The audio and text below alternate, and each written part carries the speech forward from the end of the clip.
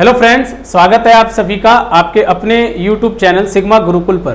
तो आज हम लोग इस वीडियो के अंदर बायोलॉजी के एक नए टॉपिक के बारे में डिस्कशन करने वाले हैं जिसका नाम है एंडोक्राइन सिस्टम। तो आज हम एंडोक्राइन ग्लैंड्स के बारे में पढ़ने वाले हैं जिसे हिंदी में अंतःस्रावी ग्रंथि कहा जाता है, अंतःस्रावी ग्रंथि।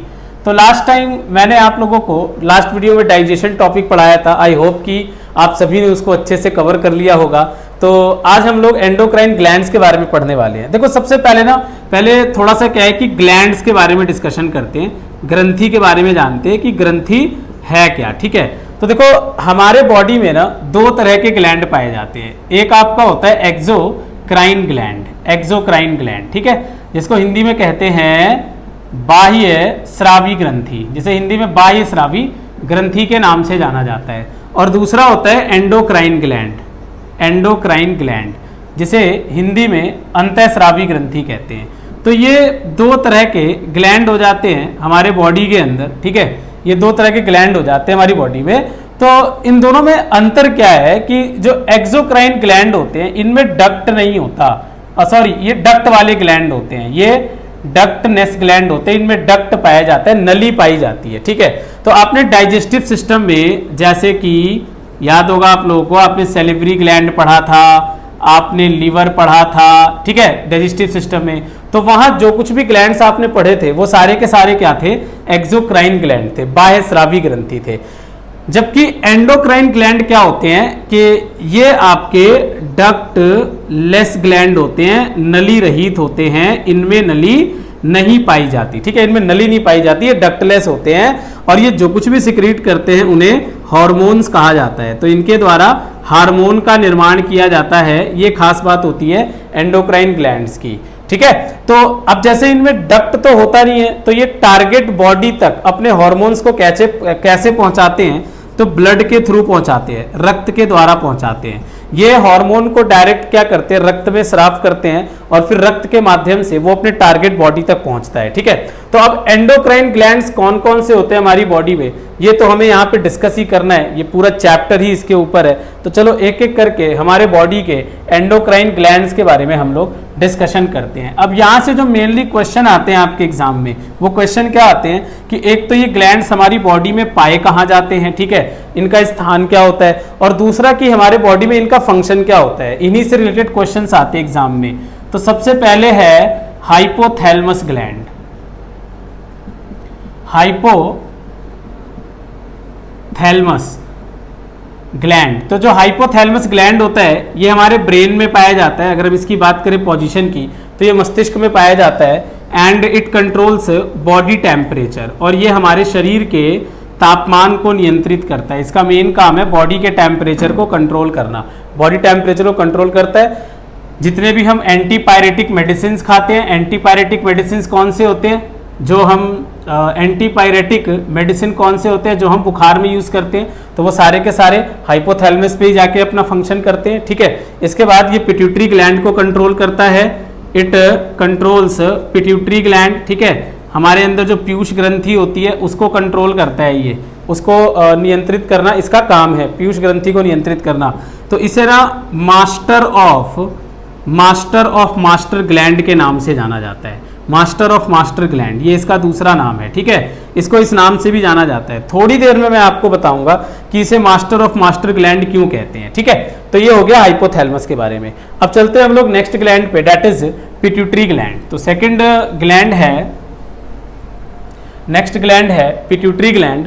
तो पिट्यूटरी ग्लैंड भी हमारे, पिट्यूटरी की बात की जाए हिंदी में इसे पीयूष ग्रंथि कहा जाता है, पीयूष ग्रंथि कहते हैं। तो ये भी हमारे ब्रेन में ही पाया जाता है। अगर हम इसके भी पोजीशन की बात करें तो मस्तिष्क यानी कि ब्रेन में ही पाया जाता है। ये हमारे बॉडी के अदर ग्लैंड्स को कंट्रोल करता है, it controls all other glands, all other glands. बाकी जितने भी ग्रंथियां होती हैं हमारे शरीर में, जितने भी अंतःस्रावी ग्रंथि हैं, उन सबको नियंत्रित करना पिट्यूटरी का काम है। तो इसलिए इसको मास्टर ग्लैंड कहते हैं। Pituitary is known as master gland, इसे मास्टर ग्रंथि के नाम से जाना जाता है।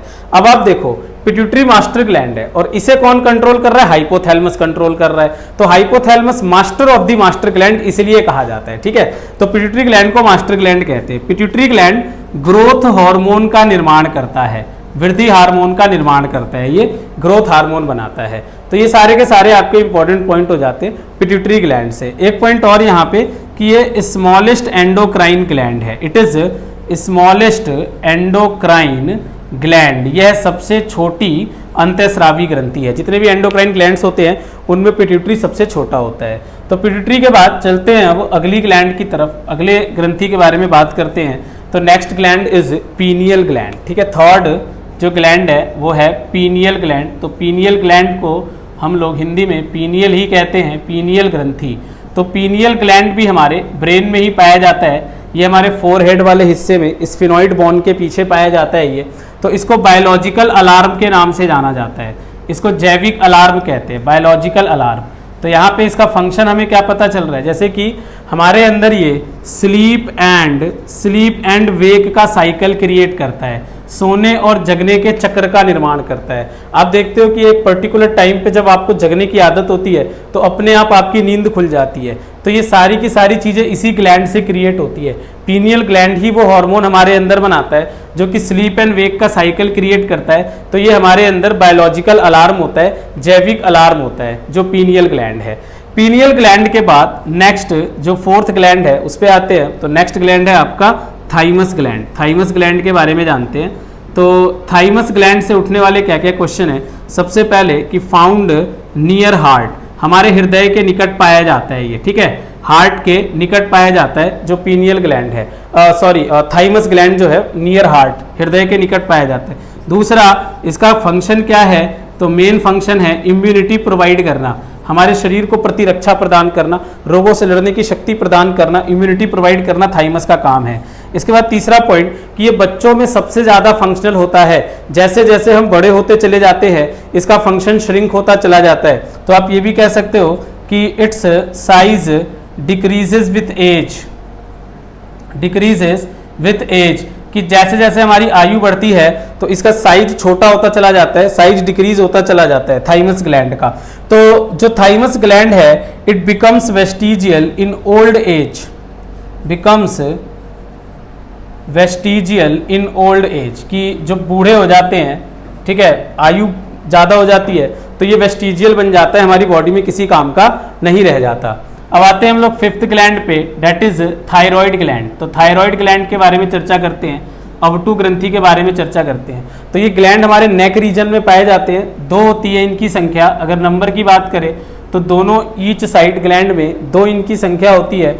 और थायराइड ग्लैंड का काम है हमारे बॉडी में मेटाबॉलिज्म को कंट्रोल करना, ये मेटाबॉलिज्म को कंट्रोल करता है हमारे बॉडी के अंदर। This is the main function of thyroid gland. ये लार्जेस्ट एंडोक्राइन ग्लैंड है, सबसे बड़ी अंतःस्रावी ग्रंथि है।